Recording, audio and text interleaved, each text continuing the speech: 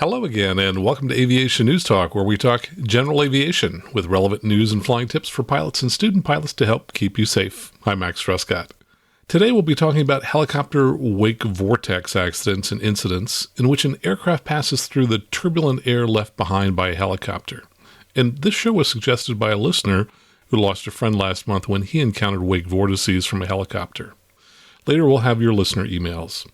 Last week in episode 205, we talked about a number of seat rail incidents and accidents involving Cessna and Cirrus aircraft. So if you didn't hear that episode, you may want to check it out. And so that you don't miss any of our future episodes, if you haven't done so already, click on the subscribe or the follow button in whatever app that you're listening to me on.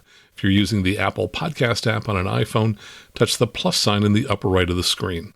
That way next week's episode will automatically download to your phone. Thanks so much, as it does help us with the rankings. This week in the news, there are new fuels approved for 75,000 Cessnas. One popular GA aircraft manufacturer is up for sale. We have a couple of fun stories, including one for Halloween. And finally, a pilot takes off from a road and hits something that you generally don't want to hit. Now, fortunately, he did survive the accident. All this and more, and the news starts now.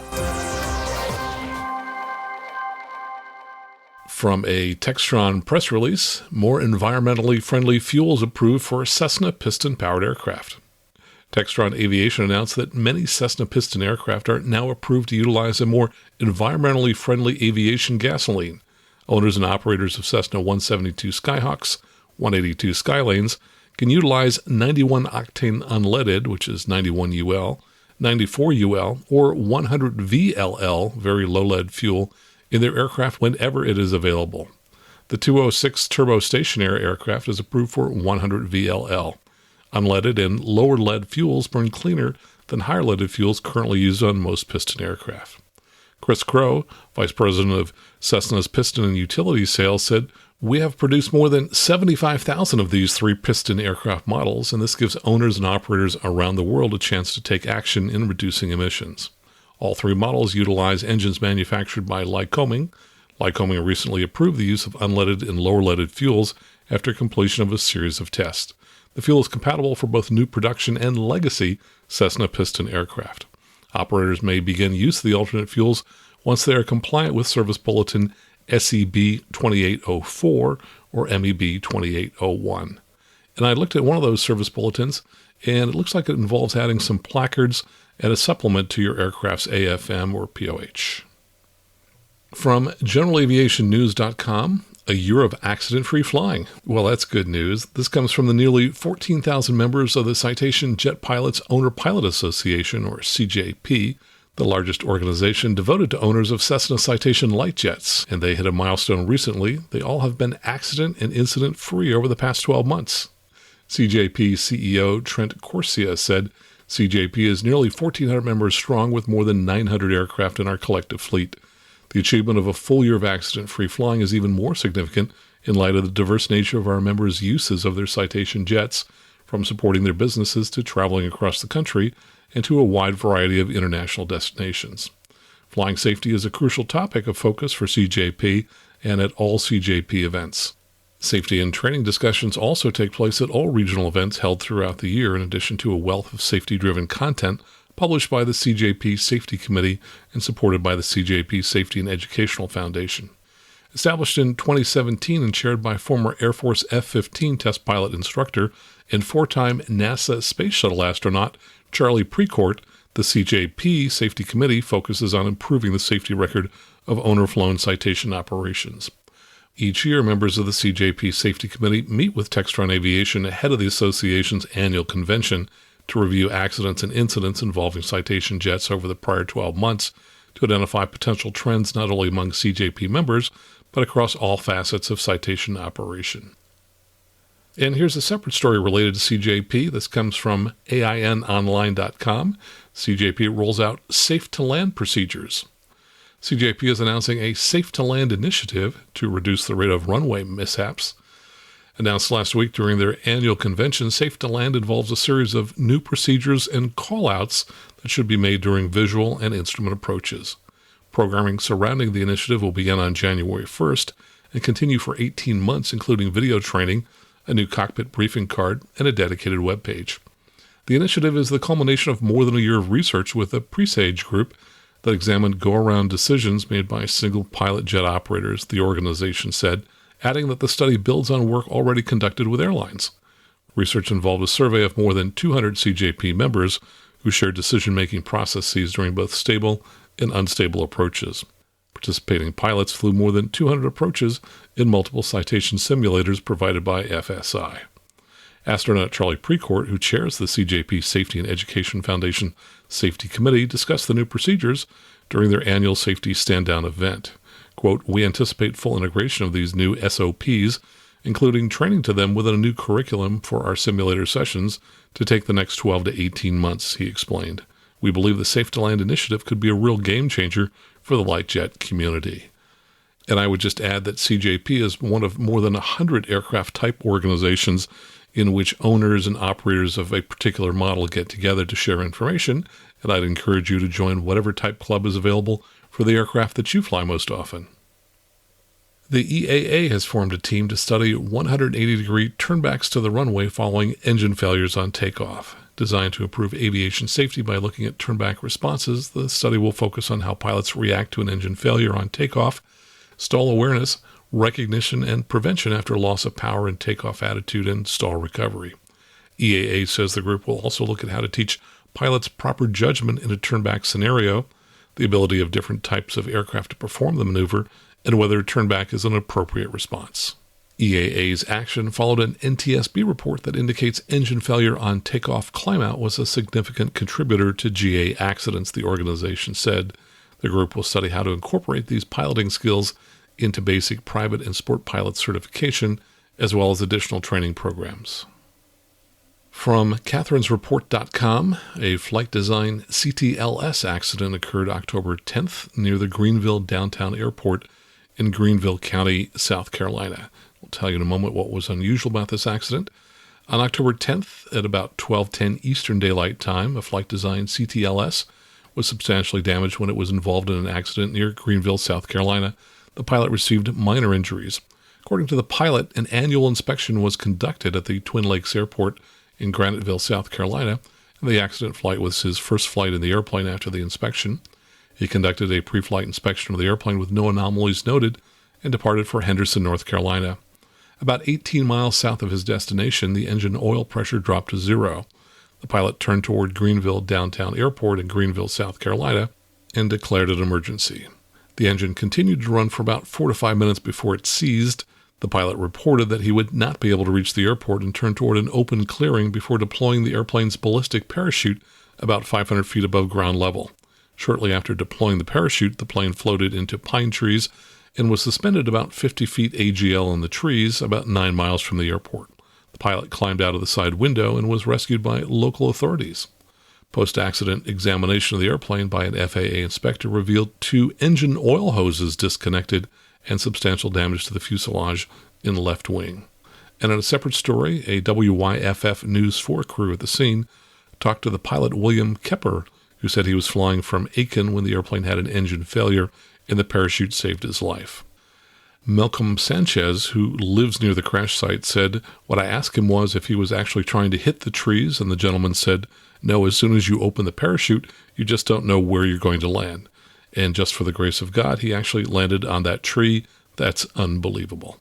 And I mentioned this accident because this is the second of 2 parachute deployments that happened within about a week of each other, neither one which was in a Cirrus. So more and more aircraft are incorporating parachutes.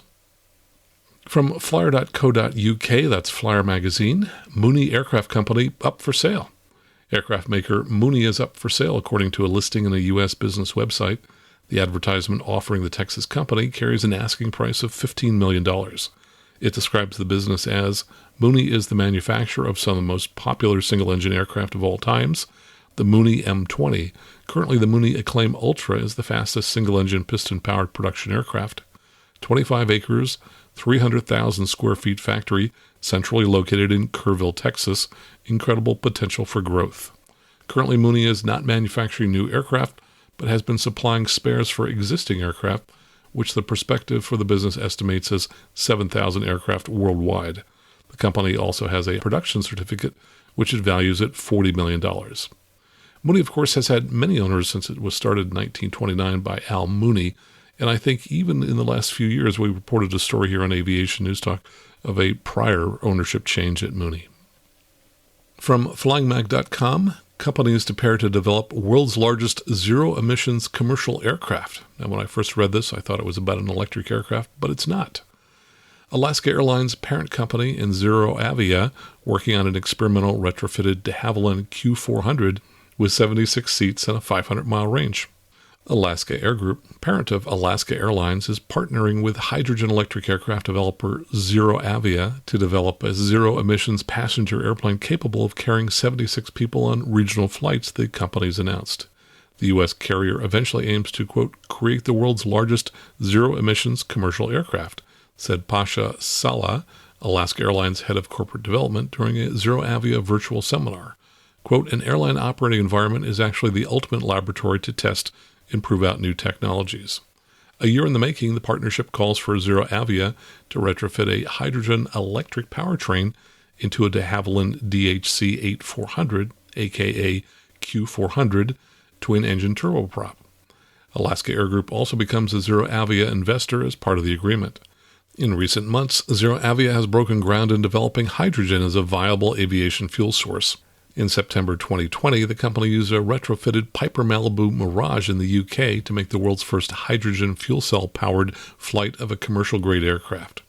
For its experimental aircraft, Alaska Airlines Q400 will be outfitted with a ZA2000, ZeroAvia's largest powertrain platform, which is capable of producing from 2,000 to 5,000 kilowatts of power.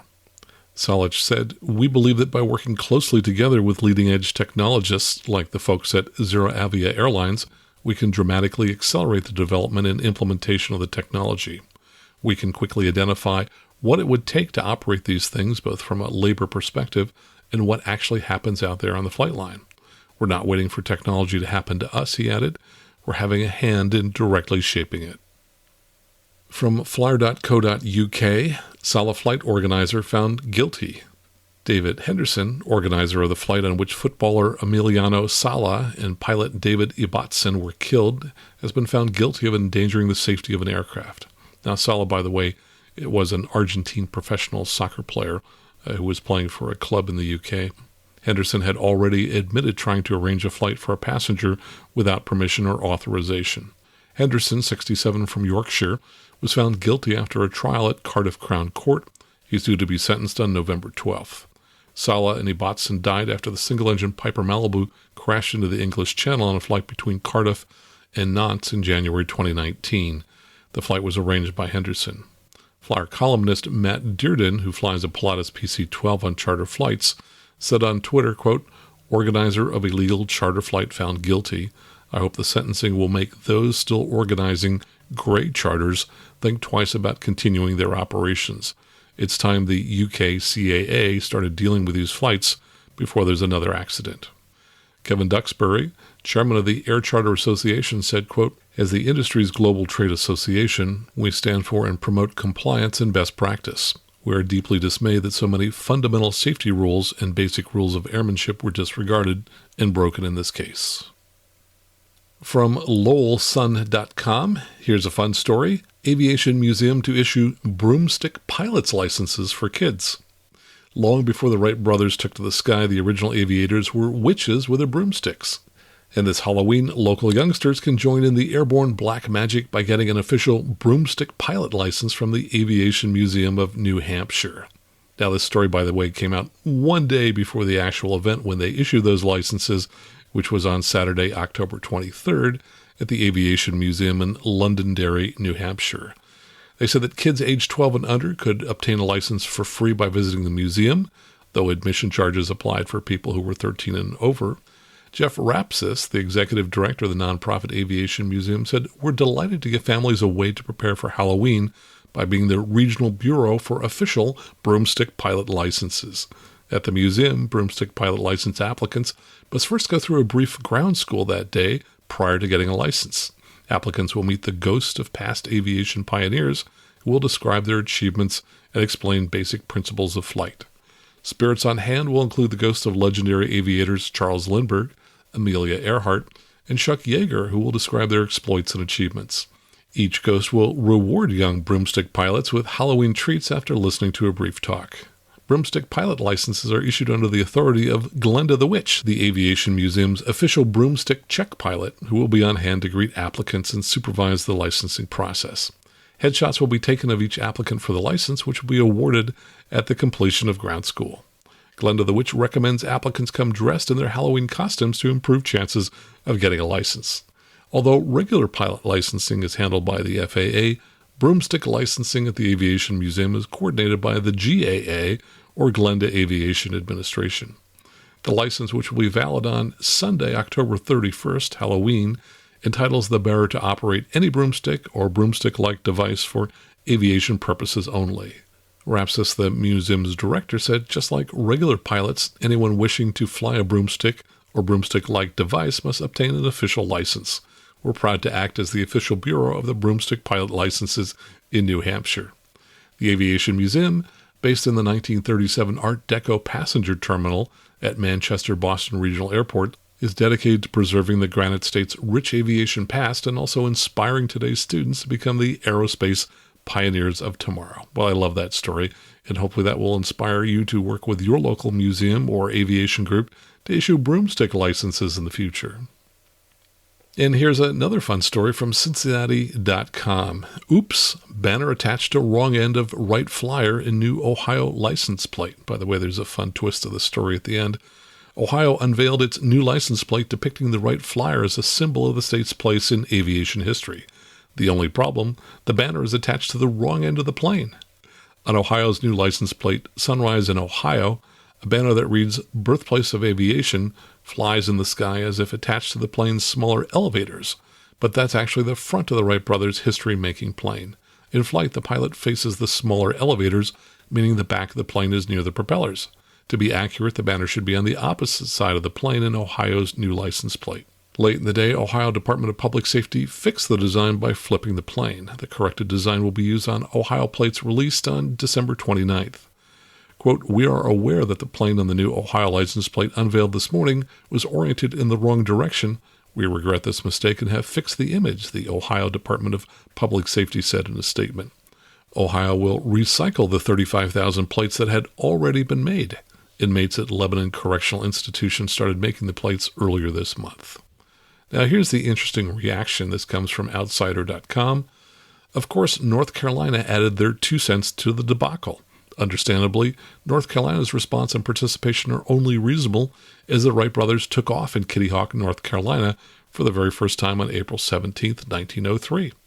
The North Carolina Department of Transportation said on Twitter, y'all leave Ohio alone. They wouldn't know. They weren't there. So, expert Alex Heckman at the Wright Brothers National Museum said this mistake happens all the time. He says, people mistake the front of the plane for the back. That's the heart of the problem.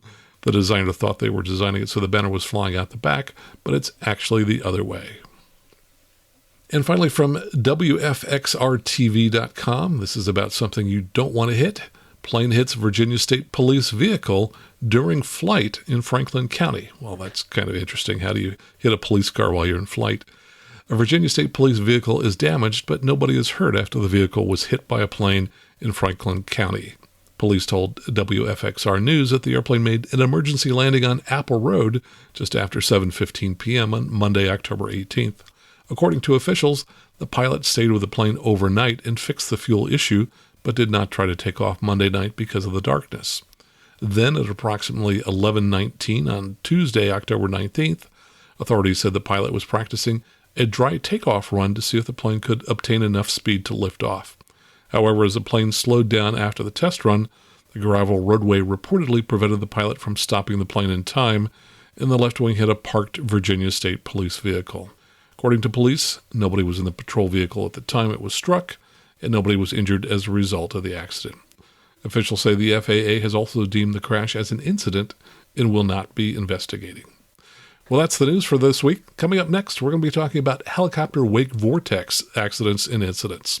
All right here on the Aviation News Talk podcast.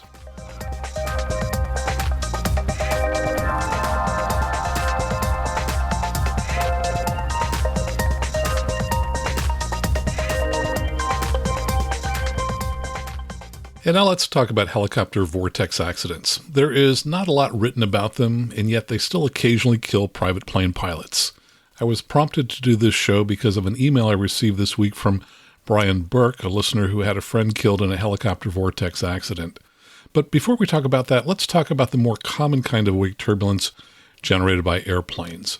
GeneralAviationNews.com posted this story a couple of days ago under the title, Cirrus Bent After Encountering Turbulence from Cargo Plane. And they write that this is an excerpt from a report made to the Aviation Safety Reporting System. That's the ASRS run by NASA, where pilots can report on things that they've encountered. This pilot wrote, I departed with one passenger to ZZZ Airport, which was not identified, on an IFR flight plan in a Cirrus SR20. The flight was uneventful until on a 5-mile final, when I heard the tower clear a heavy cargo plane to take the runway for departure. As we got closer to the runway, we noticed that the heavy cargo plane was just getting off the runway as we were on short final. So let me just interrupt for a second and ask, why would you continue to land if you saw a heavy rotating just ahead of you when you're on short final? You know the runway is going to be polluted with air moving everywhere, so why would you enter that environment? Anyway, back to the story. He says, with traffic behind us in the pattern, I continued the approach, opting to land slightly below the glide slope on the first third of the runway so as to avoid any potential wake turbulence put off by the departing aircraft beyond its rotation point. While in the landing phase of flight, approximately 1 foot off the ground and near stall speed for normal landing, we encountered sudden turbulence that caused the plane to destabilize, resulting in a brief touchdown, followed by a balloon and a subsequent stall that caused the aircraft to bounce on the runway. As I saw we were losing directional control, I added full power to initiate a go-around maneuver, regained stability, and completed a left traffic pattern. We came in shortly after another Cirrus on short final and had a normal smooth landing. It was not until after taxiing to the FBO and performing engine shutdown that I noticed the tips of the props were frayed as the obvious result of a prop strike on our initial attempt. It is my opinion that the cause of the wake turbulence encountered on the runway was the jet blast from the departing heavy jet, rather than the wake turbulence as we landed well beyond its point of rotation. To which I will say, does it really matter whether it was wake turbulence or jet blast? Getting back to the story, he wrote, while I do not have a copy of the tower's audio, I do not recall any warnings from the tower. Apparently the heavy jet took an extended amount of time to take the runway after being cleared and departed less than a minute before our touchdown. Since we could not see the plane delay taking the runway from a distance due to haze, the tower should have warned us to avoid wake turbulence and jet blast during our approach. This would likely have prompted a decision to break off our approach at a safe altitude to allow the jet blast to dissipate and follow trailing traffic to an uneventful landing. At 120 knots approach speed, our ETA to land on a 5-mile final was approximately 2.5 minutes. Had the tower held the heavy cargo jet for the additional few minutes, substantial loss of property and the potential for loss of life could have been avoided. Well, here's the best insight the pilot could have had. He wrote, in hindsight, as PIC, I should have made the decision to break off on short final and abort the landing when I noticed the heavy cargo plane had departed so shortly before we were to land. Yes, that is true. He finished up and wrote, I trusted the tower to provide safe and adequate separation for our arrival, and it could have cost us a lot more than a prop strike. I will not make that mistake again. Now, he makes a key mistake here that I think many pilots do. He said he relied on the tower for adequate separation. The tower is never responsible for separation. The pilot is always responsible for separation. The tower just provides sequence. You're number 1, you're number 2, you're number 3. Pilots need to space themselves out. They are responsible for separation. Now, this pilot seems to be trying to push some of the blame on others, suggesting that the tower should have given him a warning, which they might have done because he hasn't listened to the audio. He doesn't really know. He said, I trusted the tower, to which I say, really? Now, when they issued you a pilot certificate that said you're PIC, pilot in command, did it say anything about sharing that command authority with the tower? I mean, come on, people. Pilot in command is not an honorary title. It means the buck stops with you and you're responsible for everything, even if the tower isn't as helpful as you might like it. You are still responsible. But what else could this pilot have done? He said he was on a 5-mile final doing 120 knots. Well, Cirrus says the final approach speed on final is 80 knots. If he knew that a heavy was departing the runway, why not just slow down to create more time between the departure of the heavy aircraft and the arrival of his aircraft? Now, I see something fairly similar to this when I'm flying with pilots in faster aircraft. Typically, we're on final and the tower will suddenly announce that there will be one departure before our arrival. Calls such as that from the tower should be a trigger for pilots to check your airspeed. If you're faster than you need to be, then immediately slow all the way down to your final approach speed. Why continue to fly fast on final when there's something going on ahead of you, such as the departing aircraft, that may take its time getting onto the runway and taking off? Okay, enough said about wake turbulence accidents with aircraft. Let's talk about helicopter vortex accidents. Here's an email I got earlier this week from listener Brian Burke. He wrote, "I've listened to your show for some time now and have enjoyed it and learned from it. I'm writing to you today because I have a topic that I believe needs to be addressed, and unfortunately I came to the realization of the need for this education due to the recent loss of a friend." And Brian, I'm so sorry that you've lost a friend. He wrote, "Bob Taylor was killed after his Rans S20 flipped inverted while taking off due to rotor wash of a Sikorsky S76. I do not remember ever talking about safe operations around helicopters in my ground school. I knew to stay away from them just as I would from any other aircraft, but not because of the turbulence that they can create. I remember talking multiple times with my instructor about taking off and landing after a larger fixed-wing aircraft that could cause vortices, but never about the turbulence from rotor wash or vortices caused by a helicopter. The NTSB accident I'm referring to occurred on September 18th, 2021 at the Wadsworth Municipal Airport, which is 3G3. He continues, "Another friend, Gary Baker, pointed out during a presentation he gave at our EAA chapter meeting that an FAA Advisory Circular AC 90-23G, dated 2010-14, on aircraft wake turbulence, talks about helicopter vortices and avoiding the area 3 times the rotor diameter of a hovering helicopter, but in our opinion does not cover the topic thoroughly. For example, how long does a pilot need to wait to allow the turbulence to subside? Also, how many pilots know that even a smaller helicopter, such as a Robinson R-44, can create considerable wake turbulence for a Cessna 172, as seen in this video?" And of course, I'll include a link to that video in our show notes. He says the pilot in the video loses his rate of climb and must deflect his yoke all the way to the left in order to maintain control of the aircraft. Thank you for your time. I hope you will consider this topic for a future podcast. Sincerely, Brian. Well, Brian, first, thanks for suggesting the topic. And again, I'm sorry for the loss of your friend. The one downside to aviation, if there is one, is that if you get to know a lot of pilots, eventually you may lose a friend or an acquaintance in a crash. In the last few months, I've lost 3 friends in separate accidents. So it's been a bad year. I've talked about 2 of those accidents on this show. The most recent one happened in mid-September, and I'll talk about that one in a future show. Now, I looked up the accident Brian referred to, and here's what the preliminary NTSB report says. On September 18th, 2021, about 18:45 Eastern Daylight Time, a Rans S20 airplane, November 6915G, was destroyed when it was involved in an accident near Wadsworth, Ohio. The pilot was fatally injured. The Wadsworth Municipal Airport surveillance camera captured the accident sequence on video. A preliminary review of the video revealed a Sikorsky S76 helicopter and the accident airplane, both utilizing runway 2. The helicopter was on the approach to runway 2, while the accident airplane had taxied to the end of the runway. Shortly after the helicopter passed the airplane taxied onto the runway and started its takeoff roll. Moments later, just after the airplane became airborne, the airplane rolled inverted and impacted the runway. The airplane did not appear to contact the helicopter. A post-crash fire engulfed the airplane. According to the helicopter pilot, and while a helicopter was on the approach to the runway, the airplane pilot contacted him via the CTAF frequency and requested that the helicopter sidestep to the taxiway so that the airplane could depart. A post-accident examination revealed that the airplane came to rest inverted on the runway and was mostly consumed by fire. Now, Brian is correct. There's not much written about these kinds of accidents, and although these accidents aren't real common, as this article I'm going to get into in a moment notes, there is about 1 accident of this type per year, which of course is too many. Here's what Flight Safety Digest wrote about these kinds of accidents in 2002. Of the 130 wake turbulence accidents in the U.S. NTSB database from 1983 through 2000, 13 accidents, or about 10%, occurred when an airplane was flown through wake turbulence generated by a leading helicopter. 4 of those 13 accidents occurred when GA aircraft were landing or taking off while helicopters were being hovered near the runway. All 13 accidents occurred within the immediate vicinity of an airport, either on a runway or in a traffic pattern.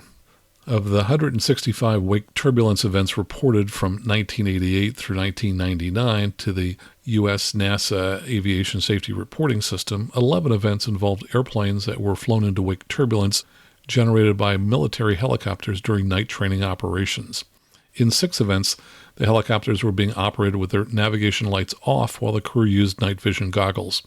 In 5 events, the helicopter crews were communicating on different radio frequencies and were not providing position reports on the CTAF frequency. The airplane pilots were unaware that unlighted helicopters were being flown in the area. Helicopter wake turbulence results when high-pressure air below the surface of the rotor blades flows around the rotor blade tips into the low-pressure air above the rotor blades. The wake turbulence takes different forms depending upon how a helicopter is being flown. During stationary hovering or a slow hover taxi, a helicopter generates downwash, high-velocity outwash vortices that extend to a distance about 3 times the diameter of the rotor. The outwash vortices resemble airplane vortices, although the helicopter outwash vortices circulate outward, upward, around, and away from the main rotor or main rotors in all directions. FAA says that pilots should not operate small aircraft within 3 rotor diameters of a helicopter in a stationary hover or a slow hover taxi. And during forward flight, a helicopter generates a pair of spiraling wake vortices from the rotor blades. Wake turbulence also occurs in the rotating air beneath the helicopter. The FAR AIM says that the wake vortices are similar to those of larger fixed-wing aircraft. FAA says the pilots of small aircraft should use caution when trailing helicopters in forward flight. A 1962 report on flight tests by the NASA Langley Research Center to examine the in-flight characteristics of helicopter wake turbulence said that roll rates of more than 36 degrees per second resulted when a 2-place tricycle gear military training airplane was flown into the wake turbulence of a 3-blade single-rotor helicopter 100 feet below and 200 feet below the helicopter flight path. The airplane's induced bank angles were 40 degrees. Flight into wake turbulence during a descent resulted in moderate rolling and a double descent rate. The test helicopter weighed 6,900 pounds and had a rotor diameter of 53 feet. The test airplane weighed 7,400 pounds, which would be a lot more than most GA aircraft, and had a wingspan of about 41 feet. Another flight test program was conducted in 1991 by FAA. Helicopters of various sizes were used: a Bell UH-1H, a Sikorsky S-76A, a Sikorsky UH-60 Blackhawk, a Sikorsky CH-53E Super Stallion, and a Boeing Vertol CH-47D Chinook. Each helicopter was outfitted with a smoke-generating device to mark the helicopter's wake turbulence. The test airplanes were a Beech T-34C, a 4,300-pound, 715-horsepower, low-wing aircraft with a 33-foot wingspan, and a Belanca 8KCAB Super Decathlon, an 1,800-pound, 180-horsepower, high-wing reciprocating engine airplane. FAA found similarities in the wake turbulence of airplanes and helicopters. In both categories of aircraft, wake vortices generated at low airspeeds initially were more intense than those generated at higher airspeeds. Heavier aircraft generated more intense wake vortices than lighter aircraft, and larger aircraft generated larger wake vortices than smaller aircraft. The wake vortices generated by a helicopter's advancing blade and by its retreating blade are different. Because the retreating blade operates at a lower relative airspeed, it must have a higher angle of attack to produce as much lift as the advancing blade. As a result, the wake vortices behind the advancing rotor blades are consistently smaller and more coherent, especially as the helicopter's forward speed increases above 80 knots. The wake vortices behind the advancing rotor blade result in more abrupt roll excursions and yaw excursions in the trailing aircraft than the retreating blade vortices. In the flight test, the vortices behind the retreating blade were characterized by a much larger diameter, less dense smoke marking, and a greater cross-sectional area. The wake vortices were generated differently depending upon whether the helicopter was ascending or descending. The vortex cores were observed moving farther apart during descents and closer together during ascents. The helicopter wake vortices did not sink in a predictable manner, perhaps because a large amount of power was required to generate lift, and as a result, hot exhaust was trapped in the wake vortices. The hot exhaust contributed to the buoyancy of the wake vortices. The area affected by the wake turbulence of a helicopter is larger than the area affected by the wake turbulence of an airplane of comparable size and weight, especially at speeds below 70 to 80 knots. The number of rotor blades appear to affect the size of a helicopter's wake vortex. For example, the UH-1H with 2 blades generated smaller wake vortices than the S-76 with 4 blades, even though both helicopters are about the same weight. In the flight test, the airplanes had the following reactions. The T-34C recorded induced bank angles of 45 degrees when being flown about 1 nautical mile behind the Black Hawk, which has a maximum takeoff weight of 2,250 pounds and 4 rotor blades with a rotor diameter of about 53 feet. The Black Hawk was being flown at 70 to 80 knots. When the separation distance was reduced to 0.5 nautical miles, induced bank angles increased to 75 degrees to 90 degrees, so basically the wing was pointed at the ground. When the helicopter was flown at a slower speed, thus generating more intense vortices, the T-34C was rolled beyond 90 degrees when it was flown 1 nautical mile behind the Black Hawk and rolled beyond 180 degrees, so it was completely upside down, when flown 0.5 nautical miles behind the Black Hawk. The T-34C was rolled between 30 degrees and 75 degrees while flying between 3 nautical miles and 5 nautical miles behind the UH-1H. Several of the test points caused much more pronounced roll excursions and led to loss of control and spins. The Chinook, a heavy-lift helicopter with a tandem rotor configuration at a maximum takeoff weight of 50,000 pounds and a 60-foot rotor diameter, generated wake turbulence strong enough while being flown at 120 knots to roll the test airplanes 90 degrees. At distances less than 0.8 nautical miles, the roll excursions varied from 90 degrees to 210 degrees, and many roll excursions resulted in loss of control and spins. The Super Stallion, with a max gross weight of 69,750 pounds and a 7-blade rotor system with a 79-foot diameter, generated wake turbulence that rolled the trailing aircraft more than 90 degrees with a separation distance of 1 nautical mile, and at 0.5 miles the trailing aircraft rolled nearly 180 degrees and entered spin. And several flights with a Super Decathlon behind the CH-53E were halted when the Decathlon unexpectedly shuddered, which the test pilot characterized as a flapping of the wings. The tests were stopped because of the risk of catastrophic wing flutter. The engineers said that the vortices of the individual rotor blades were present in the overall wake turbulence pattern downstream from the helicopter, and that the individual vortices probably created the rhythmic pattern. All right, let's look at a few accidents that I found that involved helicopter wake vortices. This comes from generalaviationnews.com in 2016. It says, crash after wake turbulence injures 2. Tower controller cleared a Diamond DA-20 for takeoff in Fort Carson, Colorado, about 23 seconds after a UH-60 helicopter was cleared for takeoff from a midfield location. The controller ensured that a runway separation standard of 3,000 feet was present and did not give a wake turbulence advisory. The CFI reported she was aware of the helicopter's takeoff and that she perceived adequate separation from the helicopter. Shortly after takeoff, the plane encountered the wake vortex of the helicopter and entered a steep left bank. The flight instructor attempted to counteract the left roll with full right aileron inputs, but she was unable to maintain control. The plane hit terrain near midfield and came to rest inverted. A review of ATC recordings and airplane performance data revealed that the airplane trailed the helicopter by about 48 to 63 seconds at the midfield location, and it was about 150 to 200 feet above ground when it encountered the helicopter's wake vortex. Current FAA ATC guidance does not require specific wake turbulence separation criteria for a small airplane following a helicopter, nor does it require a controller to give a wake turbulence advisory for a small plane following a helicopter. The current FAA pilot guidance, included in the AIM and an advisory circular on aircraft wake turbulence, also do not recommend separation criteria for a small airplane following a helicopter. The NTSB determined the probable cause as the CFI's loss of control after takeoff following a wake turbulence encounter from a preceding helicopter. Contributing to the accident were the CFI's misidentification of the helicopter type and a lack of FAA wake turbulence separation criteria for a small airplane following a helicopter. Now, here's an accident that I read about in court documents. I don't have any other details about it other than this.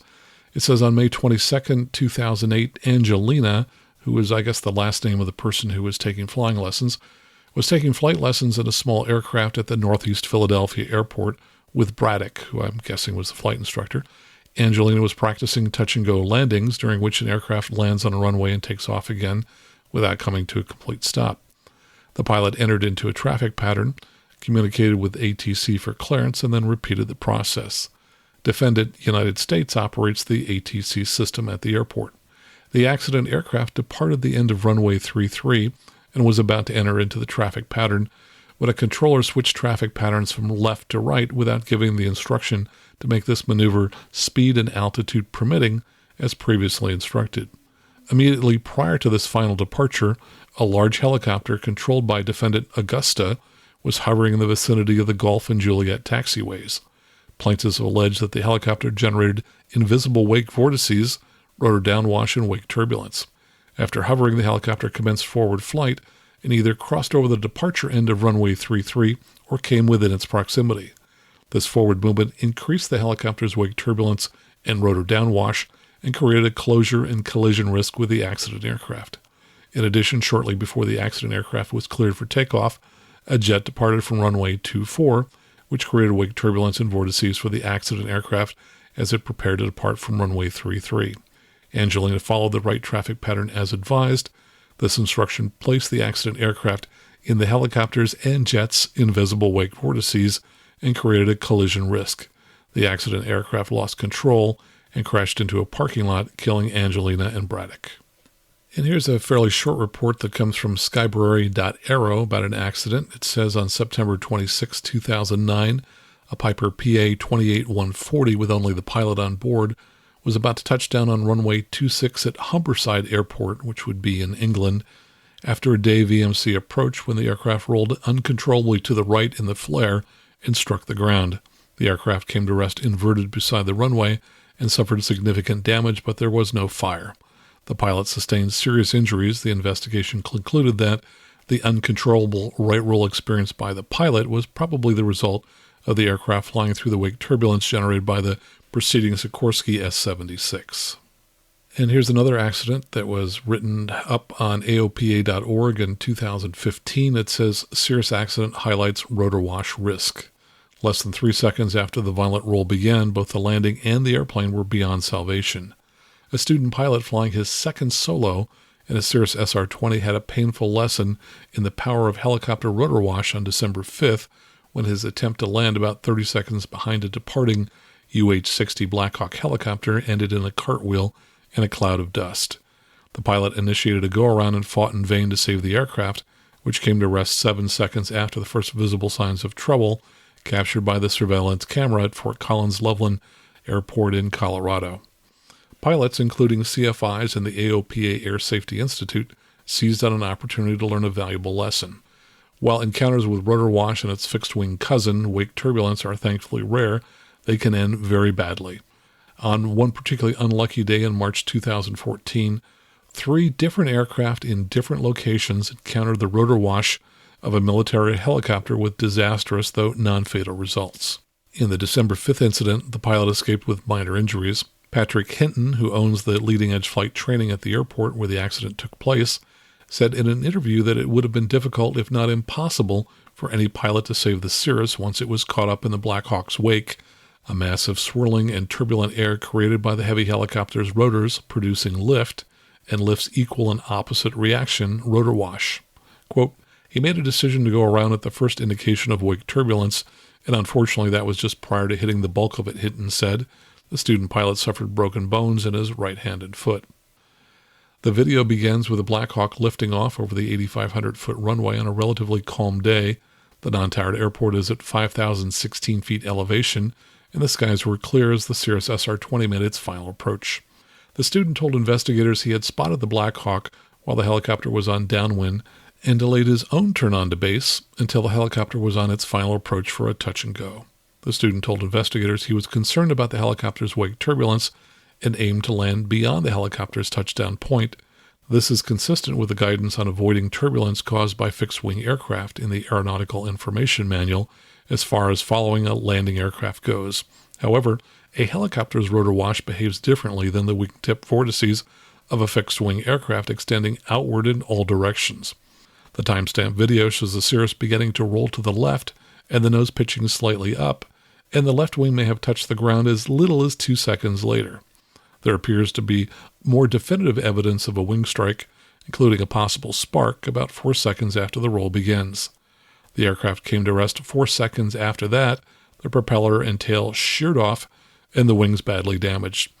The cabin was largely intact, however. Hinton, who was at the airport but did not see the incident as it happened, said the Cirrus door opened easily, and he believes another aircraft might have sustained much more significant damage, and his students' injuries could have been much worse as well. Hinton said there are many helicopter operations at the Fort Collins Levelland Airport, and he saw a Cessna 172 almost come to grief in nearly identical circumstances a week after the Cirrus accident. The Skyhawk was approaching soon after the departure of a UH-72 Lakota, a military version of the Eurocopter EC-145 that weighs up to 8,000 pounds, which is less than the Black Hawk's cargo capacity and about a third of the UH-60's maximum gross weight. Hinton said the Lakota's wake turbulence appeared to catch the Skyhawk and roll it in a nearly identical fashion, although the Cessna pilot was able to recover. Hinton noted that the vortices produced by aircraft correspond to lift being generated, and he has told students to allow at least a full minute for the wake to dissipate after a helicopter operation over or near a runway. The big takeaway here is that a Black Hawk weighs 20,000 pounds, said Hinton, adding that any helicopter must generate a surplus of lift to climb, increasing the magnitude of the vortices produced. Well, in summary, I think that Brian's original email to me was correct, that probably there's just not enough data published about the severity of helicopter vortex-type accidents, and I think pilots may underrate the severity of wake turbulence generated by helicopters. And I think these incidents are especially dangerous if you're close to the ground, either landing or taking off.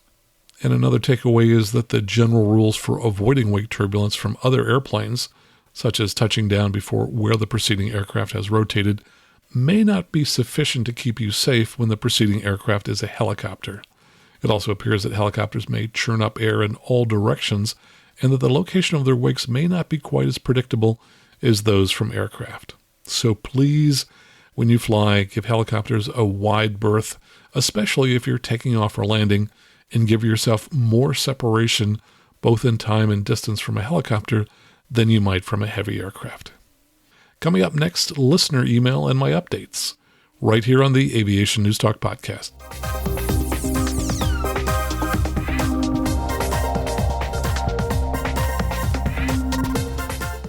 And now for a few of my updates and your emails. And speaking of emails, boy, I have been having tremendous email problems.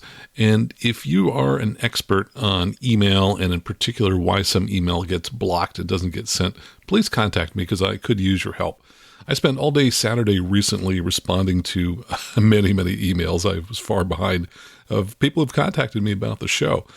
And I kind of started to suspect that people weren't getting them because I was not getting any replies. Nobody was saying, hey, thanks for getting back to me. So I checked with 8 of the people I'd sent emails to that day, and 6 of them got back to me right away and said, nope, they hadn't received my prior email, and no, it was not in their junk folder or spam folder, which to me was kind of confusing. I did a little bit of testing, and it looks like one possible problem was the link that I include in my signature, and I have a couple different signatures. One has 1 link, one has 2 links. So I think that that might be the issue, but it's been extremely frustrating because I have no idea for how long this has been going on. And so if you have sent me an email in the past, couple of months and you haven't heard back from me, please send it again. And if you're a Patreon supporter, send it through the Patreon messaging system, as that appears to work. And if I can't solve the problem, I just may have to resort to answering my emails through the podcast. Everybody who gets an email from me has to listen to the podcast to hear their email. Anyway, if you have ideas on how to fix this problem, please let me know because it's incredibly frustrating. And let me just mention that this show is coming out about 2 days early for Patreon supporters at the $8 and up level. So if you're interested in joining us, go to aviationnewstalk.com/awesome to sign up for Patreon. Here's an email that comes from Patreon supporter Mike Jesh. Mike is an airline pilot down in Southern California.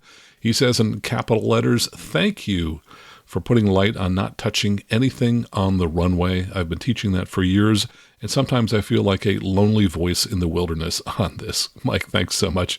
He's referring to the show in which I talked about how if you're flying a retractable gear aircraft, that you should not be doing touch and goes, and you should not be reaching out and grabbing that flap lever while you're on the runway.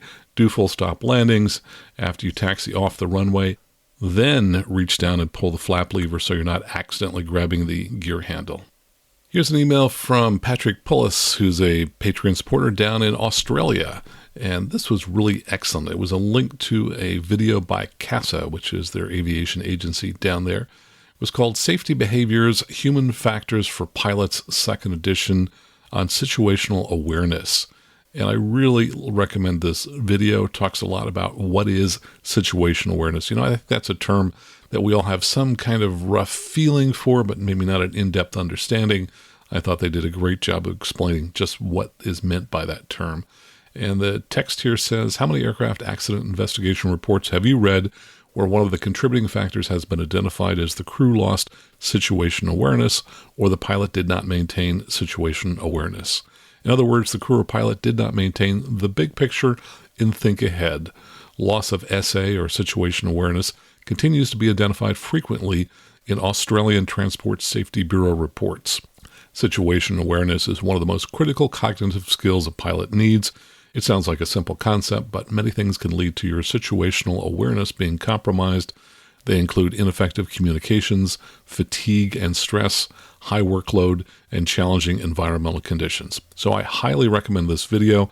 I'll include a link to it in the show notes. There's also a companion booklet that goes along with it, and I'll include that in the show notes as well. Now, Patrick also later sent a separate email about a seaplane incident on Lake Eyre, that's E-Y-R-E, in which a Sea Ray pilot landed on this dry lake bed, and unfortunately the crystalline structure of the lake bed collapsed just enough to pretty much maroon the seaplane there. They were unable to get it out. They finally used a helicopter to get it out. Took a couple of years to repair the seaplane. I'll include a link to the YouTube video. It's quite long. But if you're interested in seeing all the trials and tribulations they went to and all the things they tried to do to get this seaplane out of that dry lake bed, you might want to check out the video. And here's a message from James from Melbourne, Australia. He says, I have never been near a GA aircraft except for a single return flight in a King Air. He says he's an ex-RAAF pilot, no less, which I guess is essentially the Air Force for Australia. He says, I doubt I will ever venture back in a GA aircraft. However, your podcast is excellent, good content, good engagement, clearly hits your audience. While I'm not your target audience, I think it's an interesting podcast as you're an impressive communicator. Keep up the great work, and you're appreciated from down under. James, that's very kind of you. Thanks so much for sending that along. As I've mentioned before in the show, I have loved that one visit I did to Australia. Awesome place to go, and I highly recommend it to anyone who's interested in traveling there. And here's an email from mega supporter Stephen Elop. He says, hello there, and listening to the episode on misfueling issues, another example came to mind that led to at least one dead stick landing in a Citation jet. DEF, which stands for diesel exhaust fluid, erroneously put in jet A instead of PRIST. He says fuel trucks often have a DEF tank for the truck's engine and a PRIST tank for the fuel supply. DEF erroneously mixed from the wrong tank causes jet engines to ultimately flame out, but not right away. Here's a link about the dead stick landing and another about DEF, and I'll include links to those in our show notes. And here's an email from Cody. He says, hi Max, love the show. He includes a link to an article in which describes an 84-year-old former pilot with Parkinson's disease, how she got a chance to fulfill her passion and fly one more time. It says Myrta Gage piloted a Piper Warrior light aircraft to see the beautiful New England autumn foliage from above. I'll include a link to that story in the show notes. Cody, thanks so much for sending that along, and thanks for flying that lady. I'm sure she had a great time flying with you. And here's a message from Kieran from Brisbane, Australia. Got a lot of Down Under email today. Maybe that's the only place where my email is working is to Australia. It says, I'm listening to episode 214 on aviation accidents. You were recommending that on landing, you don't retract the flaps until you have exited the runway. It makes sense not to rush to do something, which, as you point out, could inadvertently cause you to mistakenly retract the landing gear. If you're flying touch and goes, then you're going to have to clean up the aircraft on the runway. Haven't you then got the same chance of mistakenly retracting the gear? And by the way, my point was that if you're flying a retractable gear aircraft, you shouldn't be doing touch and go landings. You should avoid that if all cost. He continues, maybe you don't do touch and goes in a retract because you have to baby the gear. Yes, that's true. I get the point about not rushing and not doing unnecessary actions. I haven't flown a plane with retractable gear, but I would hope the flap lever and the gear retraction lever would be different enough to make mistaking the two hard to do. Does a modern retract like the SR20 have a weight on wheel sensor to prevent inadvertent gear retraction? Thanks for the wonderful podcast. I enjoyed listening to every minute. Well, Karen, just to answer your last couple of questions there, yes, manufacturers do make the flap lever and the gear lever look very different, yet that still doesn't keep people from making that mistake of confusing the two.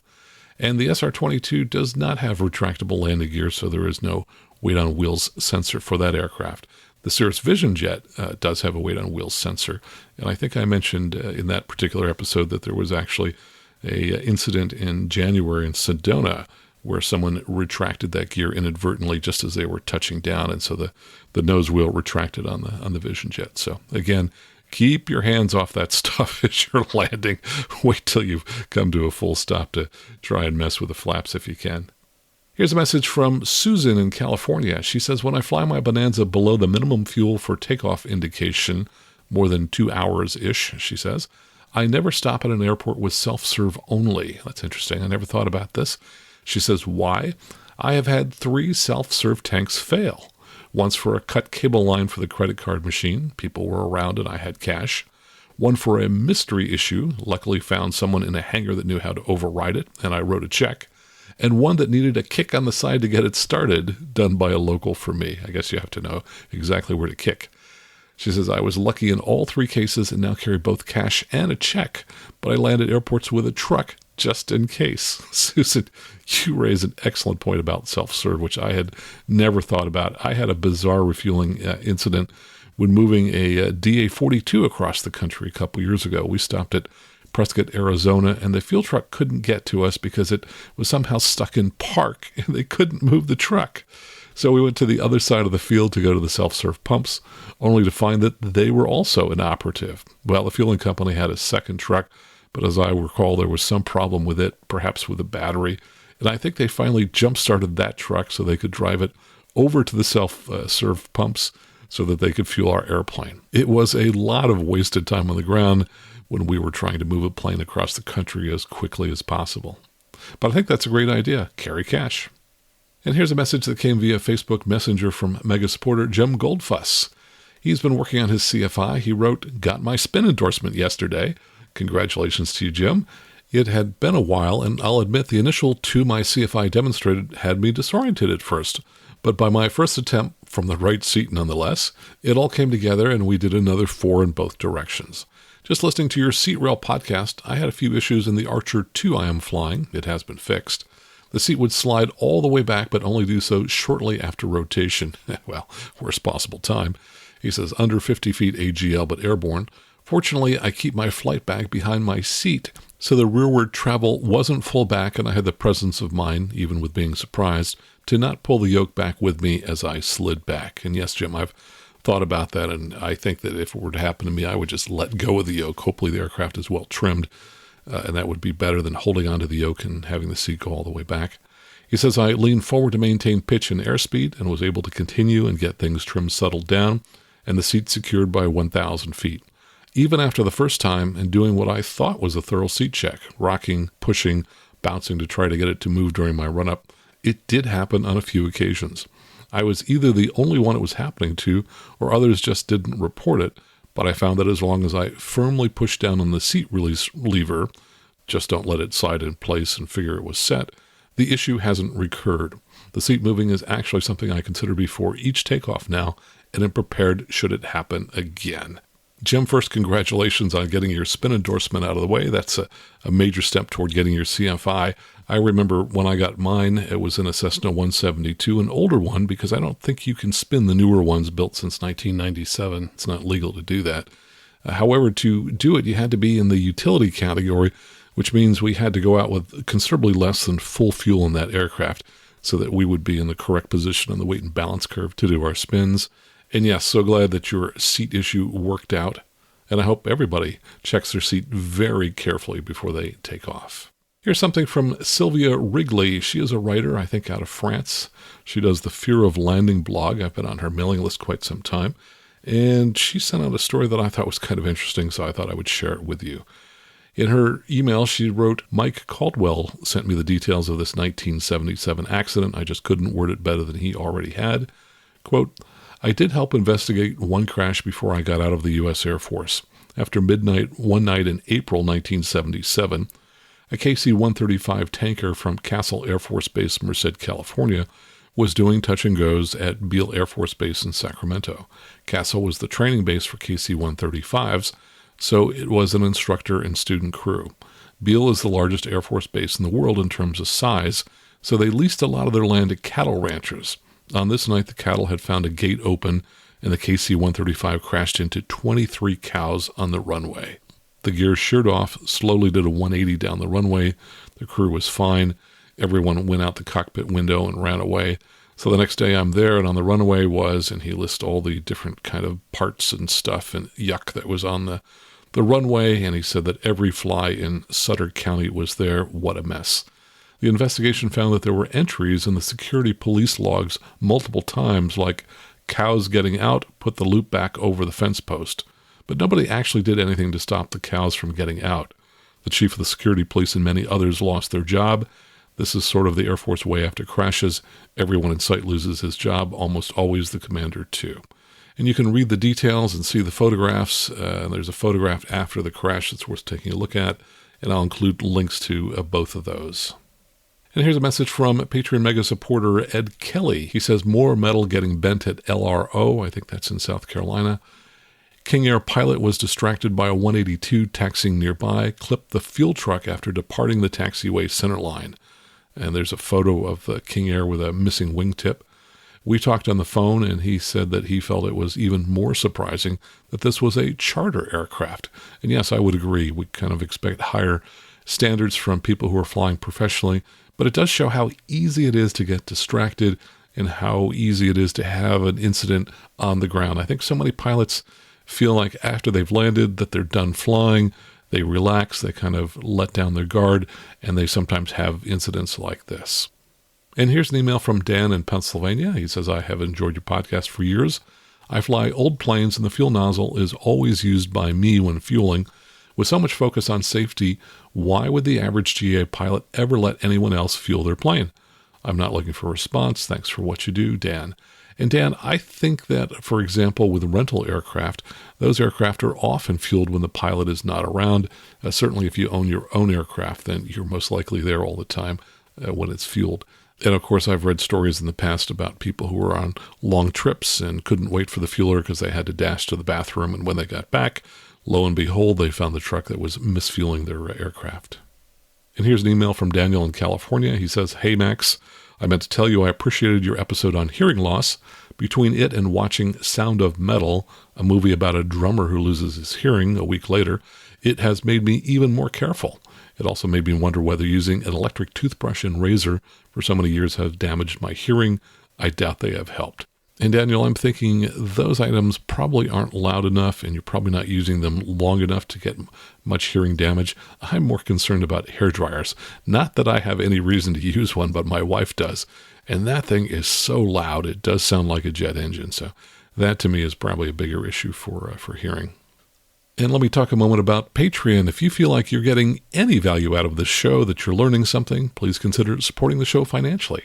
2 ways to do that. You can head out to aviationnewstalk.com/Patreon or aviationnewstalk.com/awesome. They'll both take you to our Patreon site where you can read about the goodies that you get. For example, at the $8 a month level, you get some of our shows early, like this one.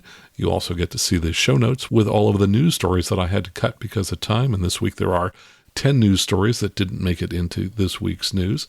At the $20 a month level, you get access to some of my videos. At $35 a month, you get access to my online courses. At $50 a month, you'll get one of my books autographed by me after you've been a supporter for 2 months. We have a new mega supporter. Troy Bainbridge is supporting us at the $50 a month level, and I'll tell you more about him next time. Other new supporters include Derek Thomas and Paul Skiveland, who both signed up at the $20 a month level, and Kenji Kiuchi edited his pledge up to $8 a month. We also have a one-time donation from Thomas Quinby of $75. He donated through PayPal, which you can do even if you don't have a PayPal account by going out to aviationnewstalk.com/PayPal. And let me tell you a little bit about our mega supporters who donate $50 a month or more each month. Brian Deere, who's one of our largest supporters who lives in Texas. He and I have talked a lot recently. He had a medical event that's going to keep him out of the sky for a number of months. We wish him well and that he's able to get his medical back quickly. Matt Souza, he's a private pilot flying a 172 out of Chicago Executive. Tyson Weiss, he's the co-founder and CEO of ForeFlight, which is a popular electronic flight bag app. Dave Brochet, he recently retired from the Navy and has completed his instrument rating and is now flying Pipers and Cessnas at the Navy Flying Club in Jacksonville, Florida. Kent Mazia, he and his wife Misty own a 2007 Cirrus at the Alpine Air Park in Wyoming, and he has a passion for flying for Angel Flight. Victor Vogel, he's a doc who lives in central PA and flies a Cirrus. Tim Delaney, he's a wealth manager in Eagle, Idaho, and flies a Turbo SR20 out of the Nampa Airport. Stephen Elop, who I mentioned earlier, flies a Turbo 182 and a Citation CJ3+. He's now the CEO of Digital.ai, which is focused on enterprise agile software development tools. Mike Williams, the president of TCB Composites, maker of composite spinners and bulkheads for GA aircraft, and he flies a 172. Seth Lake, he's a DPE who gives check rides, and he specializes in teaching the multi-engine rating in what are now 4 beach travel airs, so that operation is growing quickly. If you are interested in getting your multi-engine rating, I recommend you head on down to Arkansas and check them out at vsl.aero. Rick Miller instructs in the Cincinnati area, both out of the Lunken Flight Training Center and with private owners of Pipers, Cessnas, Beechcrafts, and Cicadas. He'd love to teach full-time, but still has that day job. Justin Winter, who brokers real estate on Lake Kiwi in South Carolina and flies a 2019 SR22, and I'm guessing there may be a few listeners going, yeah, he finally said that right, and if I'm still saying it wrong, let me know. Carl and Ann Rossi of Maine Cooncat Aviation, who have 2 Cessna T240 aircraft and a Piper M350 on order. Johnny McDade, who's a singer-songwriter, musician, and record producer. Jim Goldfuss, we talked about earlier. He's a commercial pilot training for his CFI and II at the Republic Airport on Long Island. He's also teaching as a ground instructor at Pilot Proficiency International, so if you could use any help, you can reach him on his Facebook page at Ground.9, and he can help you in person, online, or through Zoom. Vincent Salimi, he's the vice mayor of the city of Pinole, California, and the owner of Salimi Construction Management in San Francisco, and president of the Concord Flying Club, the oldest continually operating club west of the Mississippi. Jim Hopp, he's a CFI and teaches at Advantage Aviation at my home airport in Palo Alto, California. Joseph Sheehan flew in the Navy for 8 years and now has a few hundred hours in his new Vision jet. Josiah Freeman, working on his instrument rating. Dylan Caldwell, he's an AME at the Naples Municipal Airport in Florida, so if you need a basic med for second or third class physical, you can contact him at aviatorsclinic.com. In his spare time, he tows gliders in a Piper Pawnee. And William Birch, he donates to the show in the memory of his son, Lieutenant J.G. Wallace Birch, who was a naval aviator. Don Hakela, with Professional Instrument Courses. They conduct 10-day instrument courses, IFR finish-up, and IFR refresher courses at iflyifr.com. Don Dillman, he's a professional pilot who runs an airline flight department. He's also a CFI, flies a Bonanza, and he's also a brand new Cirrus CSIP instructor, and I think he's really enjoying the Cirrus.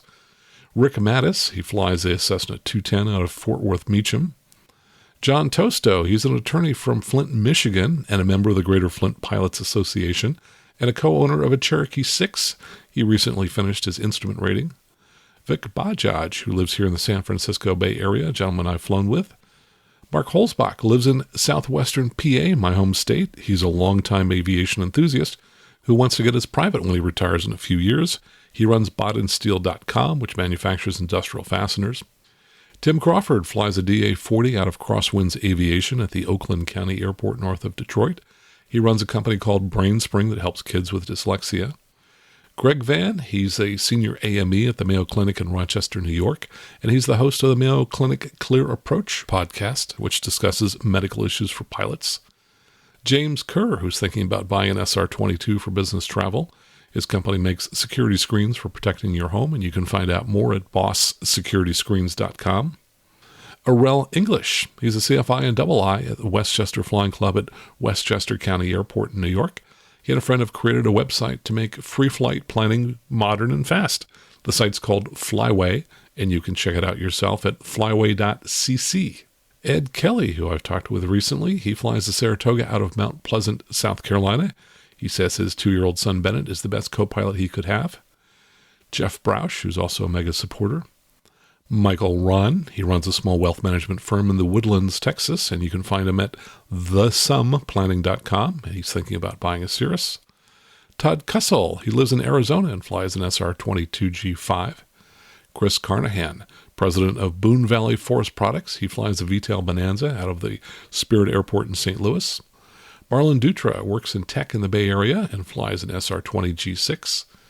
Richard Clark plans to start his instrument training in the fall, and he's about 18 months into a build of a Vans RV-14, and he hopes he'll have a first flight by the end of this year.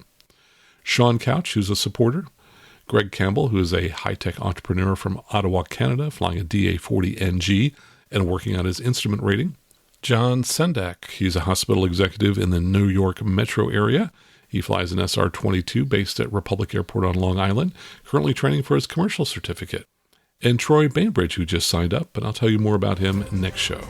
And I want to thank all of you for listening to the show and for whatever contributions that you make to help support the show. So until next time, fly safely, have fun, and keep the blue side up.